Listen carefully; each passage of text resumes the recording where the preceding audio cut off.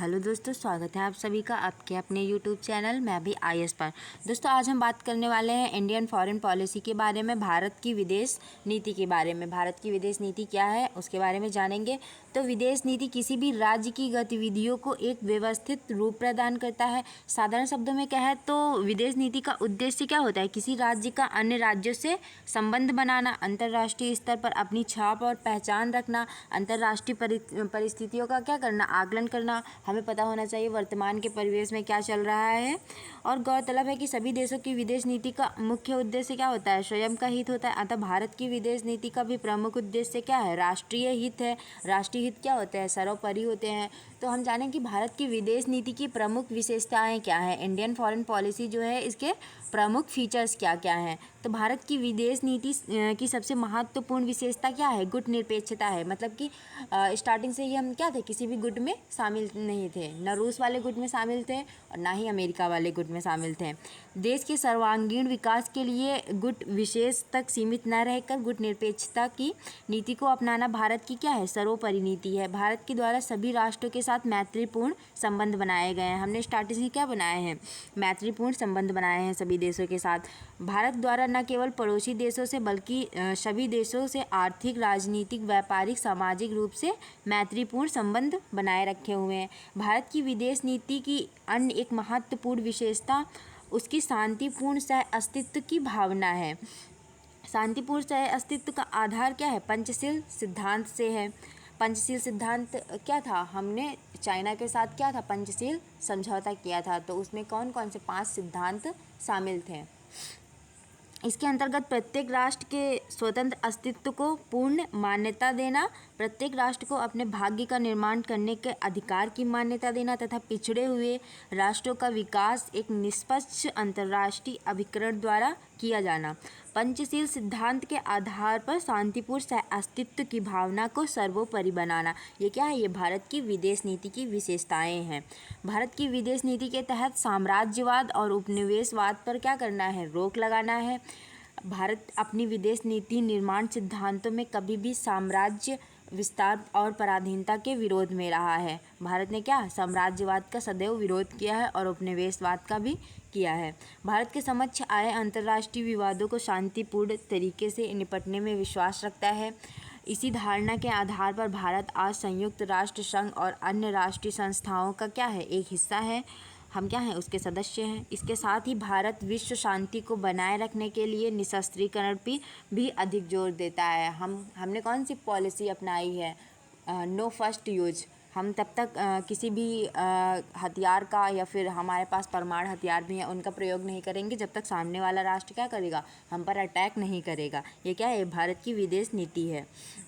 नेहरू की foreign policy क्या थी? नेहरू की फॉरेन पॉलिसी कब तक थी? ये 1947 से 1964 तक थी, जब तक उनका क्या था? प्रधानमंत्री का कार्यकाल था। जवाहरलाल नेहरू के नेतृत्व में भारत उन्नत राज्यों की तुलना में निर्धारित लक्ष्यों के साथ आगे बढ़ना चाहता था। वे अपने ही पड़ोस में शांति और विकास पर अधिक ध्यान केंद्रित था उनका। इसके अलावा अधिक शक्तिशाली राज्यों पर उनकी आर्थिक और सुरक्षा निर्भरता कभी कभी उनकी विदेश नीति को क्या करती थी? प्रभावित करती थी। आज़ादी के बाद नेहरू ने राष्ट्रमंडल राष्ट्रों में भारत की सदस्यता जारी रखने का निर्णय लिया। उन्होंने संयुक्त राज्य अमेरिका, सोवियत संघ व अन्य देशों जो क्या थे? विकसित थे और विकासशील थे के साथ मैत्रीपूर्ण और सौहार्दपूर्ण संबंध स्थापित करने की कोशिशें की। गुट निरपेक्षता की नीति क्या थी? प्रधानमंत्री के रूप में जवाहरलाल नेहरू ने 1946 से 1964 तक भारत की विदेश नीति निर्माण और कार्यान्वयन में गहरा प्रभाव डाला। नेहरू की विदेश नीति के प्रमुख 3 उद्देश्य थे। वो क्या क्या थे?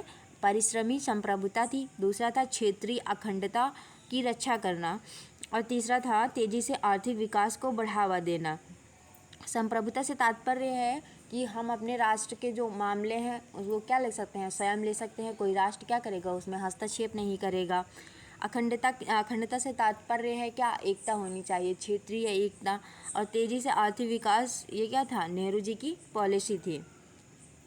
नेहरू ने इन उद्देश्यों को हासिल करने हेतु गुट निरपेक्षता की नीति को अपनाया। स्वतंत्र भारत की विदेश नीति ने शीत युद्ध के तनाव को कम करके और दुनिया भर में संयुक्त राष्ट्र के शांतिपूर्ण अभियानों के मानव संसाधनों का योगदान देकर गुटनिरपेक्षता की नीति की वकालत करके एक शांतिपूर्ण दुनिया का उद्देश्य प्रस्तुत किया। उस समय क्या था, शीत युद्ध चल रहा था अमेरिका और रसिया के बीच में। शीत युद्ध क्या था, एक वैचारिक मतभेद का क्या था, युद्ध था। सोवियत संघ की विचारधारा क्या थी, उसकी विचारधारा साम्यवादी थी, और अमेरिका की क्या थी, पूंजीवादी थी। उसी को लेकर क्या था, उनके मध्य में तनाव रहता था। उसी को क्या नाम दिया गया था, शीत युद्ध नाम दिया गया था। नेहरू के नेतृत्व में भारत ने अपनी स्वतंत्रता प्राप्त करने के 5 महीने पहले अर्थात मार्च 1947 में एशियाई संबंध सम्मेलन का क्या किया था, आयोजन किया था। भारत विखंडन प्रक्रिया का कट्टर समर्थक था। हमने हमेशा क्या किया, अखंडता पे जोर दिया है विखंडन के बजाय। और दक्षिण अफ्रीका में नस्लवाद, विशेष रूप से रंग भेद का दृढ़ता से विरोध किया है। नस्लवाद और रंग भेद से तात्पर्य काले गोरे में क्या किया जाता था, भेदभाव किया जाता था। इंडोनेशियाई शहर बांडुंग में 1955 में आयोजित बांडुंग सम्मेलन ने नए स्वतंत्र एशियाई और अफ्रीकी देशों के साथ भारत के संबंधों को बढ़ावा दिया। नैम गुटनिरपेक्ष आंदोलन, जिसे कि नॉन अलाइनमेंट मूवमेंट के नाम से भी जानते थे, नैम के नाम से भी जानते थे, कि इसके परिणाम स्वरूप क्या किया गया, नैम का गठन किया गया 1955 में।